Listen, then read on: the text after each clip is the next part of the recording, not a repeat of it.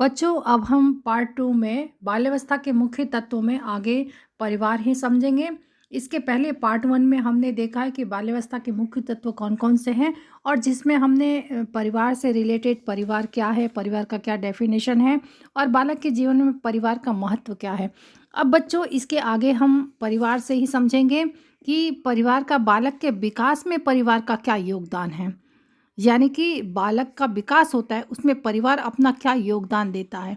तो बच्चों, अगर हम इसे टॉपिक वाइज़ देखें, तो अगर सरल शब्दों में हम इसे एक्सप्लेन करें, तो सबसे पहला जो है टॉपिक वो है सीखने का प्रथम स्थान।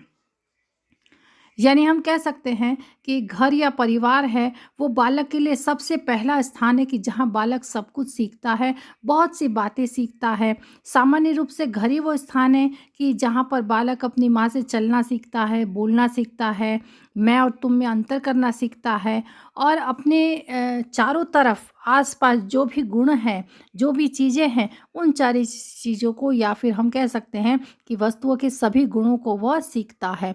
तो हम ये कह सकते हैं कि बालक के विकास में परिवार का सबसे पहला योगदान है कि सीखने का प्रथम स्थान परिवार ही है। दूसरी चीज़ है कि नैतिक व सामाजिक प्रशिक्षण। अगर हम देखें तो मोरल और सोशल ट्रेनिंग जो है वो हमें परिवार से ही मिलती है, क्योंकि हम देख सकते हैं कि परिवार नैतिक और सामाजिक प्रशिक्षण का सबसे मुख्य साधन है। क्योंकि पहले बच्चा भाषा सीखता है, फिर वो भाषा के माध्यम से नैतिक और सामाजिक नियमों को सीखता है। वह अपने परिवार में ढंग, व्यवहार और परंपराओं को देखता है और देखता ही नहीं है पर उसे अपनाता भी है। जैसे जैसे वो बड़ा होता है, वैसे वैसे उसे जो भी उत्तम और नैतिक जो भी सामाजिक प्रशिक्षण है वो उसे प्राप्त होती है, वो भी उसे परिवार के द्वारा ही मिलता है। तीसरी बात अगर हम करें तो दूसरों से अनुकूलन, यानी कि हमें दूसरों के साथ कैसे अनुकूल, हम कह सकते हैं कि एडजस्टमेंट, जिसे हम कहते हैं कि हम एडजस्टमेंट करना सीखते हैं परिवार से ही। बालक घर में ही दूसरों से अनुकूल करने का पहला पाठ सीखता है। हम ये कह सकते हैं कि जब परिवार के सदस्य जो है, विभिन्न सदस्य एक दूसरे से मेल रखते हुए देखता है, तो ये सारी चीज़ें, इसका उस पर एक अनुकूल प्रभाव पड़ता है और वो बालक भी वैसा ही करने का प्रयत्न करता है, यानी वो भी अपने आप को एडजस्ट करना सीख जाता है। तो हम ये कह सकते हैं कि दूसरों के साथ किस प्रकार से अपने आप को एडजस्ट करना, ये सारी चीज़ों को बालक परिवार से ही सीखता है। इसके बाद अगर हम बात करें तो मूल्य और आदर्श का विकास, यानी कि बालक जो है, बालक में मूल्य और आदर्शों का विकास परिवार के द्वारा ही मिलता है। क्यों? क्योंकि घर का प्रभाव बालक में कुछ मूल्य और आदतों का विकास करता है। वो अपने पिता से न्याय करना देखता है, माता से प्रेम देखता है और भाई बहनों से भ्रातृत्व की भावना सीखता है। साथ ही साथ घर में ही बालक जो है सहानुभूति है, क्षमा है, सच्चाई है, परिश्रम है, उदारता, इन सब चीज़ों को देखता है और इन सब चीज़ों को देखता ही नहीं है, वो इन मूल्यों और आदर्शों में कुछ को अपने भावी जीवन में भी अपना लेता है। तो ये सारी चीज़ें, यानी आदतों का, यानी कि मूल्यों और आदर्शों का विकास भी जो है वो परिवार से ही सीखता है। इसके पश्चात का पॉइंट से आदतों का निर्माण, यानी कि जो हैबिट्स है वो सारी चीज़ें भी बालक परिवार से ही सीखता है। बालक में अच्छी हो या खराब आदतें घर में ही पड़ती है। वह अपने परिवार के सदस्यों की कुछ आदतों को देखता है, अनजाने ही उसे ग्रहण कर लेता है और ये बुरी आदतें छूत के रोग के समान होती है। इसलिए परिवार में माता-पिता को चाहिए कि उन सारी चीज़ों का ध्यान रखें। क्यों? क्योंकि आदतों का निर्माण परिवार से ही होता है। तो यहाँ पर है आदतों का निर्माण। इसके बाद नेक्स्ट है प्रेम की शिक्षा।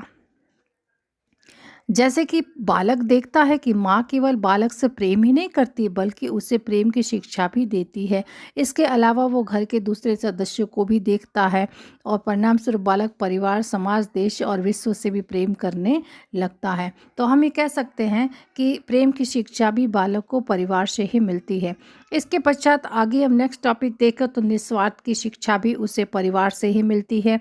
इसके साथ साथ सहयोग की शिक्षा, यानी हमें एक दूसरे को कैसे सहयोग करना चाहिए, इसकी शिक्षा भी उसे परिवार से मिलती है। इसके पश्चात नेक्स्ट हम देखें तो परोपकार की शिक्षा। परोपकार की शिक्षा भी बालक को जो है वो परिवार से ही मिलती है। सहिष्णुता की शिक्षा मिलती है, अनुशासन की शिक्षा मिलती है, आज्ञा पालन, यानी अपने से बड़ों की आज्ञा का पालन करना चाहिए। इन सब चीज़ों की भी शिक्षा बालक को अपने परिवार से मिलती है। फिर कर्तव्य, यानी जिसका जो कर्तव्य है वो देखता है कि सब अपने अपने कर्तव्य का निर्वहन करते हैं। जैसे कि माँ है तो गृहस्थी का काम करती है, और पिता जो है वो सारी चीज़ों को आवश्यकता जो भी चीज़ें उसे पूरा करते हैं। तो बड़े भाई बहन अपने से छोटों के प्रति कुछ कर्तव्य समझते हैं और उनको करते भी हैं। तो इस तरह से बालक परिवार में सब सदस्यों को अपने कर्तव्यों का पालन करने की भावना को देखता है और सीखता है। तो इस तरह से बालक परिवार में कर्तव्य पालन की शिक्षा भी ग्रहण करता है। इसके बाद एक और टॉपिक है कि व्यावहारिक शिक्षा, यानी कि प्रैक्टिकल एजुकेशन भी बालक अपने परिवार से ही सीखता है। यानी कि बालक परिवार में विभिन्न प्रकार की व्यावहारिक शिक्षा मिलती है। जैसे कि हम कह सकते हैं कि उसे बाहर से आने वाले व्यक्तियों के साथ कैसा व्यवहार करना चाहिए। अगर आपके यहाँ मेहमान आ गए हैं तो आपको कैसे उनका सत्कार आदर करना चाहिए, आपको किस प्रकार उठना चाहिए, किस प्रकार बैठना चाहिए, कैसे आपको खड़े रहना चाहिए। आप अगर कहीं बाहर जा रहे हैं तो आपको किस प्रकार का व्यवहार करना चाहिए। तो ये सारी चीज़ें जो हैं ये व्यवहारिक शिक्षा है, और ये व्यवहारिक शिक्षा बालक अपने परिवार से ही प्राप्त करता है।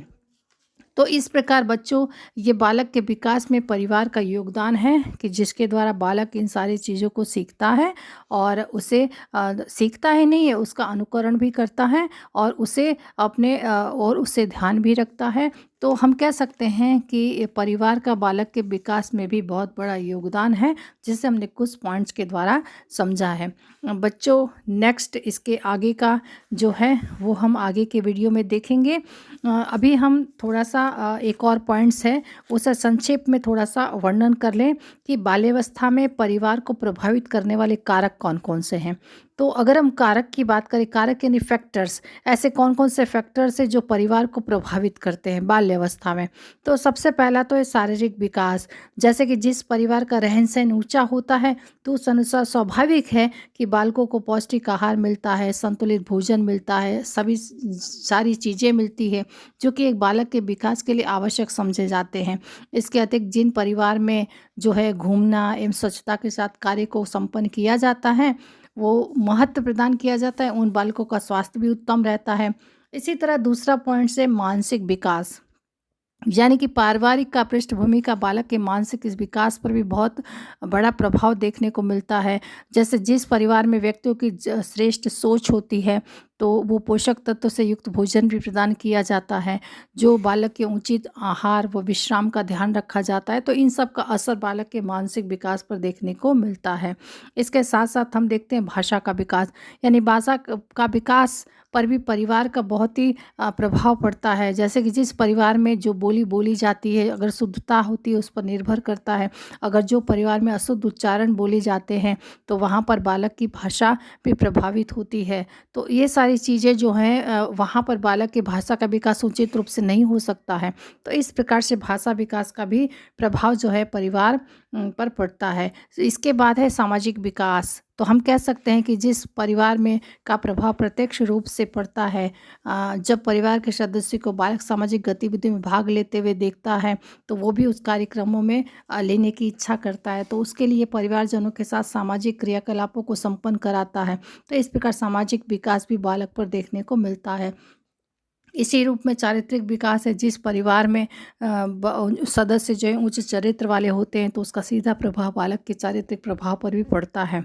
तो इस तरह से, और हम कह सकते हैं शैक्षिक विकास, यानी जिस परिवार में शिक्षा का स्तर उच्च होता है, परिवार में शिक्षा को अधिक महत्व दिया जाता है, तो बालकों को भी अध्ययन की सुविधा मिलती है जिसके कारण उसका शैक्षिक विकास होता है। तो इस तरह से बाल्यावस्था में परिवार को प्रभावित करने वाले ये सारे कारक हैं कि जिसके कारण बाल्यावस्था में परिवार के कारण बाल्यावस्था प्रभावित होती है।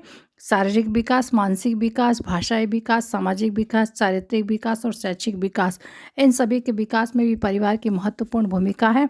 और ऐसे कुछ फैक्टर्स हैं कि जिसके कारण जो है बालक के विकास पर प्रभाव पड़ता है।